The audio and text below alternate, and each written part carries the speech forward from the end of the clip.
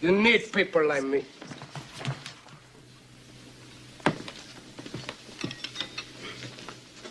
You need people like me so you can point your fingers and say, that's the bad guy. If you don't have authority over your woman, you cannot protect her. Let me say it again. Let's get into this. If you will listen to your authority, you in a bad way. You cannot protect them that you don't have authority over. So when you're in the streets, you need to watch who you with. I have seen too many destroyed. Trying to take up for a bit. Ain't listening to nothing he say. Now, I just want to say, a lot of times people say that, it's the messenger and not the message, right? Because sometimes you got the wrong people that will give a great message that means something, but they should have probably had somebody else stated. Irregardless of how he stated, because he said it the nice way and he said it the other way just so people can just so happen to understand it. And he's 100% correct. If you are a man directly out here and you are with a woman, and she's not listening to you, she does not respect you at all. That's what that means. At no point in time should you be a man that is married to, engaged to, in a relationship with a woman who does not respect your leadership and or authority. Your job, your goal as a man is to lead. That is exactly what it is. If people don't want to believe it, then we can go to a real world aspect of war. How many people are directly out here depending on or expecting a woman, right, in a leadership position to protect the world, to go out here and sacrifice themselves in order for the best of humanity, mankind? They're not. You're not going to show me a culture out here where the women and the men are looking up to other women to sit up there and protect them. That's just not how that's not how it goes. Women aren't going out here telling their 17, 18-year-old daughters like, yeah, instead of you going to college, sign up for the military, sign up for the armed forces, sign up for the National Guard, sign up for the Marines, sign up for the Green Berets. They're not doing that. They'll sit up there and allow and have their sons do it though. Why? Because that's what it is. Women expect men to lead. They expect men to protect. They respect men's authority, at least some women. But where it stands at this moment in time, that's not where we are. That is not where we are.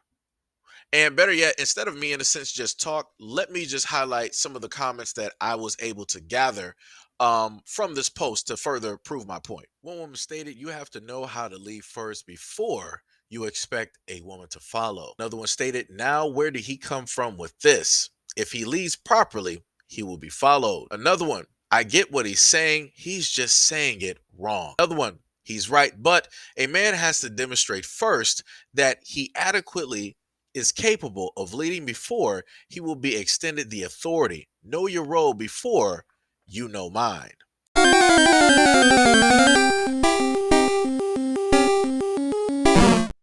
LOL, I think this black men versus black woman ish is silly. However, if you read the comments from these kings, then you'll know why women are no longer settling. They really expect a woman to follow them just because they are men and nothing else. This is actually hilarious. Yes, women need men, but not these angry undesirables in the comments. LOL. This is insane. Y'all men need to realize if you want a woman to be more vulnerable with you, then you need to change your wording. You're not my master. Why do you need to have authority? And wait a minute. Do y'all see what I see? We would listen if black men could help their sons and nephews to stop harming all of us. Still going on about that? Men should unpack why they want authority over people with brains too. This conversation is pointless, boring, and an endless waste of time. Let's talk about something else like building a black hospital, banks, and grocery stores. It's okay. It's not okay though. It's not, Well, since she wants to talk about building, let's talk about spending. Black owned hair products are only 3% of the ethnic hair and beauty market, and the majority of major black hair care retailers are not black owned. The global black hair market was worth 2.5 billion in 2020. Each year, black women spend billions of dollars on beauty and personal care products. Black women spend 9 times more on ethnic hair products than non-black consumers of both genders. It is well known fact that black consumers punch well above their weight class when it comes to personal care spending in the United States. Black consumers are 14% of the population, but make up a disproportionate percentage of spending on hair and beauty products. Black dollars make up 85.7% of the ethnic hair and beauty market. Black consumers spend 54.4 million on ethnic hair and beauty products out of the 63.5 million in total spending on this category. Low income households make up 43.3% of the market for black hair and beauty products. Low income black consumers also make up 39.1% of hair and beauty spending, which is higher than middle and high income spending in this category. 41% of black American women state that the COVID-19 pandemic has forced them to change their hair routines, leading to increases in new product category spending. In 2018, black consumers spent 473 million on hair products, which is 11.3% of sales for the 4.2 billion hair care industry. 51% of black consumers use hair styling products, while only 34% of non-black consumers use styling products. Black styling product spending surpasses 1.4 billion in 2020. During the COVID-19 pandemic, black consumers were 2.4 times more likely than the average consumer to purchase hair treatment. And last but not least, black women spend 1.1 billion annually on wigs, weaves, and extensions.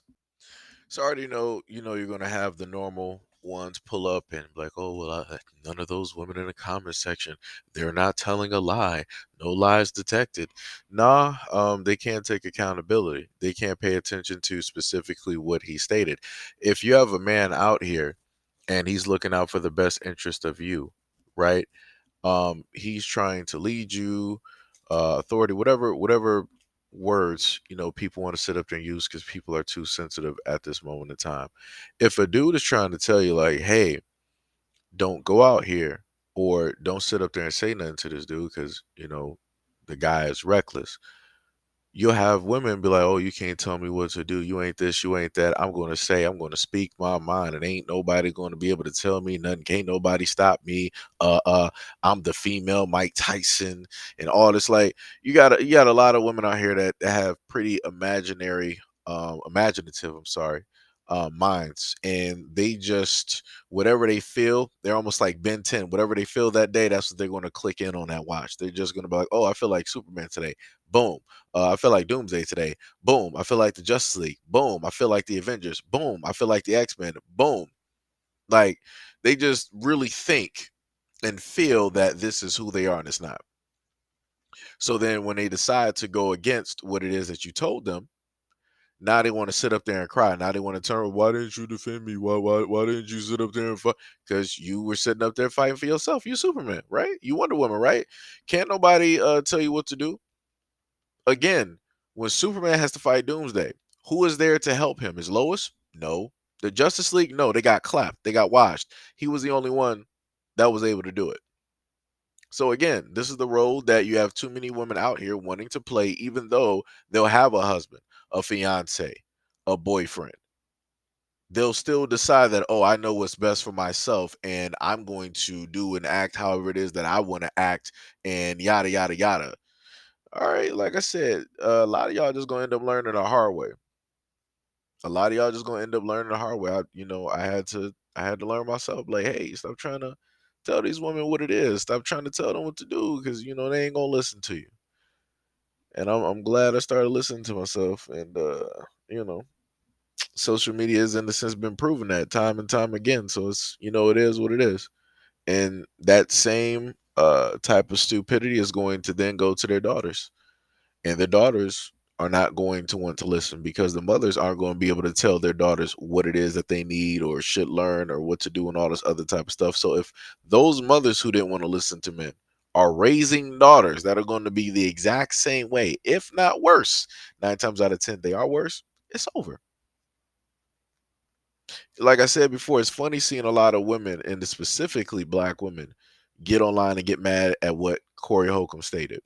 They want to start throwing God in this. They want to start throwing all of this other type of stuff. And none of that has nothing to do with anything. It's just the fact that you have a lot of black women out here that want to act unruly, that want to have attitudes. They feel that they can do and say whatever it is that they want to say without anything happening. And, people just going to be learning. People just going to be learning. This battle is about to explode. Live and let die. I'm sorry, I don't know any women who will not follow a man who is leading properly. I think it just comes naturally. I say that speaking from my own experiences. I love my dad, but my mom didn't listen and would fight, shoot whoever she wanted to do. I didn't see a feminine bone in that woman's body, and she didn't teach me any either. I grew up not listening to anything any man stated, with the exception of my father. My mother passed all of the hate and violence right down the line to me and my siblings. After my dad divorced her, I fought men consistently, didn't care who, where, or when, and God forbid any women who would try me. I was attacking you with no hesitation. When I got back together with my now husband, whom was my very first boyfriend growing up, so he knew exactly who and what I was. That man played no games with me, and surprisingly, I fell right in line with him. I actually wanted to follow his lead because he was doing everything properly and his parents are still together after 50 plus years. Say what you want, but there is a difference when you're dating a man whose parents are still happily married. You have to level up, and if he cares enough about you, he will drag you kicking and screaming all the way if he has to. And he has to with me. I automatically found myself watching the way I talk to him, which I didn't do with anybody else. I actually wanted to make that man happy and listen to him, just like he was doing with me.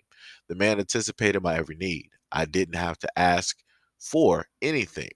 If he saw me looking at something too long or casually mentioned it, I had it before week's end.